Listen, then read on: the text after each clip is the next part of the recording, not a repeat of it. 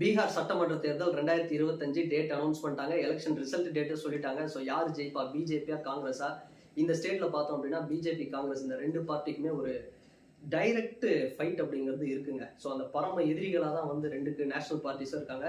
So இதை தாண்டி DMK ADMK மாதிரி ரெண்டு கட்சிகள் இருக்காங்க. ஒன்று நிதிஷ்குமார் அவர்களுடைய ஐக்கிய ஜனதா தளம், இன்னொன்று தேஜஸ்வி யாதவ், அதாவது லல்லு பிரசாத் யாதவ் இருக்கிறார்ல, அவருடைய ராஷ்டிரிய ஜனதா தளம். ஸோ இந்த கட்சிகள் மாதிரி தாங்க இங்க எப்படி வந்து டிஎம்கே காங்கிரஸ் இருக்கிறாங்க, ஏடிஎம்கே பிஜேபி அலைன்ஸ் இருக்கு, இந்த மாதிரி தான் வந்து பீகார்ல நிலைமை இருக்கு. கிட்டத்தட்ட தமிழ்நாட்டை விட ஒரு 10-20 சட்டமன்ற தொகுதிகள் வந்து அதிகம், 243 தொகுதிகள். இதுல வந்து பெரும்பான்மைக்கு தேவை 122 தொகுதிகளை யார் வின் பண்றாங்களோ அவங்க தான் வந்து ஆட்சி அமைப்பாங்க. ஸோ கடந்த ஆட்சி அப்படிங்கிறது பிஜேபி அண்ட் நிதிஷ்குமார் அவருடைய பார்ட்டி ஐக்கிய ஜனதா தளமோட அலைன்ஸ் தான் வந்து ஒரு பெரிய லெவல்ல வின் பண்ணாங்க. ஸோ இந்த வாட்டி பார்த்தோம் அப்படின்னா இந்த ஆட்சி திரும்ப தொடருமா அப்படின்னு பார்த்தா சில கருத்து கணிப்புகள்லாம் சொல்றாங்க. நான் சொல்றது என்னன்னா, C voter, India today and times now இது மாதிரியான பெரிய பெரிய நியூஸ் சேனல்ஸ் சொன்ன கருத்து கணிப்புகளே பார்த்தோம் அப்படின்னா ரெண்டு கட்சிக்கும் வந்து ஈக்குவலாக தான் இருக்கு. பட் ஒரு 2-3% வந்து யாருக்கு வாய்ப்பு அதிகம் அப்படின்னா என்டிஏ, அதாவது நேஷனல் டெமோக்ராட்டிக் அலையன்ஸ்னு சொல்லக்கூடிய தேசிய ஜனநாயக கூட்டணி, நம்ம பிஜேபி. ஸோ மீண்டும் அந்த மோடி அலை அங்கே இருக்கு போல. ஸோ அந்த மாதிரி வந்து போயிட்டு இருக்கு.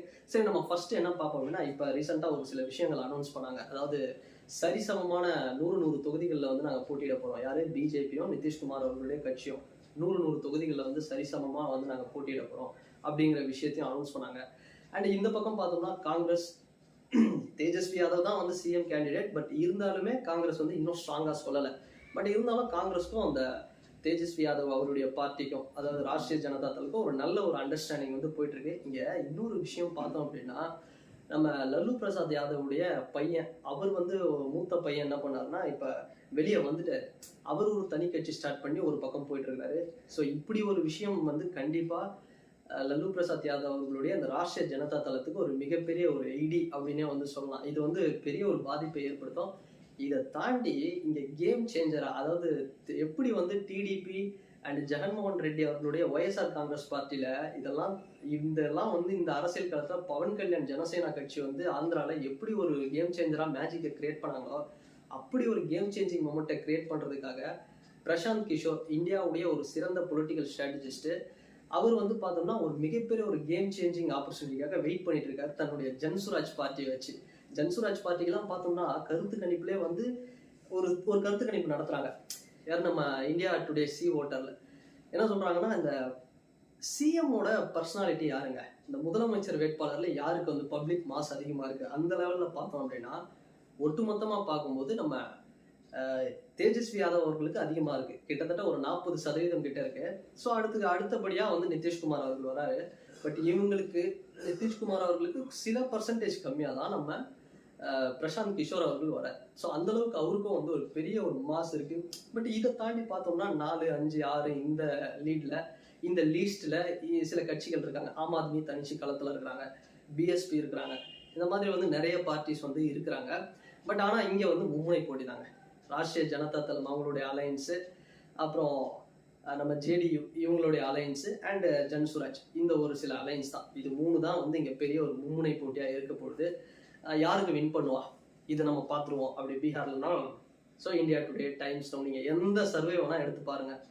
ஸோ எதை நீங்க எடுத்து பார்த்தாலுமே இங்க என்டிஏ, ஸோ மீண்டும் மோடி அப்படிங்கிற மாதிரி பிஜேபி தான் வந்து இங்க வின் பண்ண போறாங்க. நிதிஷ்குமாரோட அலையன்ஸ் பிஜேபி, இவங்க தான் வந்து பெரிய லெவல்ல வின் பண்ணுவாங்க. ஸோ பெரிய லெவல்ல வின் பண்ணுவாங்கன்னா, ரொம்ப பெரிய லெவல்ல வின் பண்ணுவாங்கன்னா, ஸோ வின் பண்ணுவாங்க. பட் இவங்களுக்கு ஈக்குவலான ஒரு பர்ஃபார்மன்ஸை இவங்க பண்ணுவாங்க. யாரு? நம்ம மகா கத்பந்த் என்று சொல்லக்கூடிய காங்கிரஸோட அலையன்ஸ், காங்கிரஸ் அண்ட் நம்ம ராஷ்டிரிய ஜனதா தள், இவங்க வந்து ஒரு மிகப்பெரிய ஒரு கேம் இம்பாக்டை வந்து கிரியேட் பண்ணுவாங்க. பிஜேபிக்கு டஃப் பண்ணுவாங்க, பல இடங்கள்ல க்ளோஸ் காலில் தான் போகும். பட் அந்த ஃபைனல் யாரு ரிசல்ட்டுக்கு, தேர்தலுக்கு பிந்தைய எலெக்ஷனுக்கு அப்புறம் கூட, இப்போ எலெக்ஷன் பார்த்தோம் அப்படின்னா 2 ஃபேஸ்ல நடக்க போகுது. ஒன்று 6ஆம் தேதி, இன்னொன்று 11ஆம் தேதி. ஸோ 11, 12, 13 எலெக்ஷன் நடந்த 3ஆவது நாள் 14ஆம் தேதியே வந்து பார்த்தோம்னா வாக்கு எண்ணிக்கை நடந்தோம், அன்னைக்கே தெரிஞ்சிடும். ஆனால் இங்கே ஒரு ரிசல்ட் வந்து எப்படி இருக்க போகுது அப்படின்னா, தேர்தலுக்கு பிந்தைய ஒரு கூட்டணி அப்படிங்கிறது நடக்க போகுது. அதுக்கு வந்து பிரசாந்த் கிஷோர் ஒரு மிகப்பெரிய ஒரு வேலையை பார்க்க போறாரு. அவர் தான் கேம் சேஞ்சரா. யார் இந்த ஸ்டேட்ல முதலமைச்சரா ஆட்சி அமைக்கணும் அப்படிங்கிறதே அவர் தான் முடிவு பண்ண போறாரு. ஸோ அந்த அளவுக்கு வந்து பிரசாந்த் கிஷோருடைய அந்த ஒரு ஓட்டு, அந்த பர்சன்டேஜ், அவரோட ரிசல்ட் என்னவா இருக்கும் அப்படிங்கிறதுக்காக தான் பல பேர் வெயிட் பண்ணிட்டு இருக்காங்க. மேபி அவர் ஒரு டிப்டி சிஎம்மா கூட ஆகலாம். ஸோ அந்த அளவுக்கு வந்து அவருக்கு ஒரு மாஸ் இருக்கு. ஸோ நம்ம பார்ப்போங்க என்ன பீகார்ல இருக்கக்கூடிய இந்த களம் அப்படிங்கிறது இதுதான். ஸோ இதை தாண்டி பீகார்ல என்ன மாதிரியான ஒரு மேஜிக் வந்து கிரியேட் பண்ண போறாங்க. இப்போ அப்பா பையன் எப்படி நம்ம தமிழ்நாட்டில் வந்து அன்புமணி ராமதாஸ் அவர்களுக்கும் ராமதாஸ் ஐயா அவர்களுக்கும் வந்து ஒரு அப்பா மகன் மோதல் அப்படிங்கிறது ஒரு பக்கம் போயிட்டு அந்த கட்சியில் ஒரு விரிசல் விழுந்து ஏற்பட்டுட்டு இருக்கோம். அந்த மாதிரி தான் லல்லு பிரசாத் யாதவ் அவர்களுடைய ஃபேமிலியில் நடந்துட்டு இருக்கு. ஸோ அது எந்த அளவுக்கு வந்து பாதிப்பை ஏற்படுத்தும். அதே மாதிரி இந்த பக்கம் நம்ம என்டிஏ ஒரு பயங்கர கான்ஃபிடென்ட்டாக இருக்கிறாங்க. ஸோ இந்த பிஜேபி அலைன்ஸ் அப்படிங்கிறது வின் பண்ணும் அப்படின்னு. ஆனால் என்னதான் வந்து பிஜேபி வின் பண்ணணும், காங்கிரஸ் இப்போ ரீசெண்டாக வந்து ராகுல் காந்தி அவர்கள் வந்து மிகப்பெரிய அந்த ஓட் ஷோரி யாத்ரா நடத்தினாரு.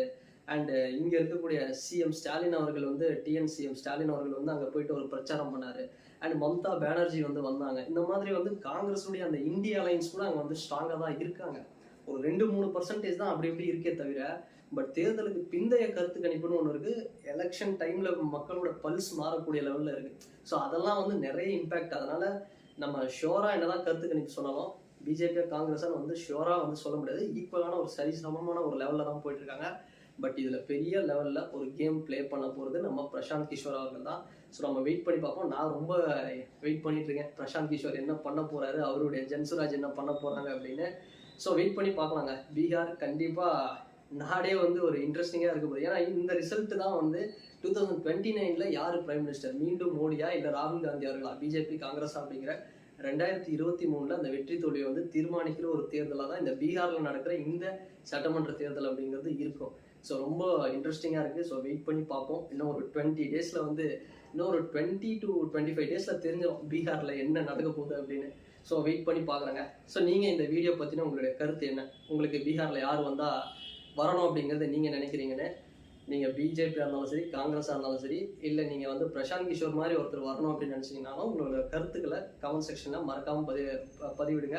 ஸோ என்டிஏவா இல்லை இந்தியா அலைன்ஸா, ஸோ எது வந்து வரும் பீகாரில் அப்படிங்கிற உங்கள் கருத்துக்களை மறக்காமல் பதிவிடுங்க. அண்ட் இந்த வீடியோ உங்களுக்கு பிடிச்சிருந்ததுன்னா லைக் பண்ணுங்கள், ஷேர் பண்ணுங்கள், கமெண்ட் பண்ணுங்கள், சப்ஸ்கிரைப் பண்ணுங்கள். அண்ட் வேற ஒரு வீடியோவில் வேற ஒரு கான்டெக்ட்டில் நான் உங்களை பார்க்குறேன். பாய்.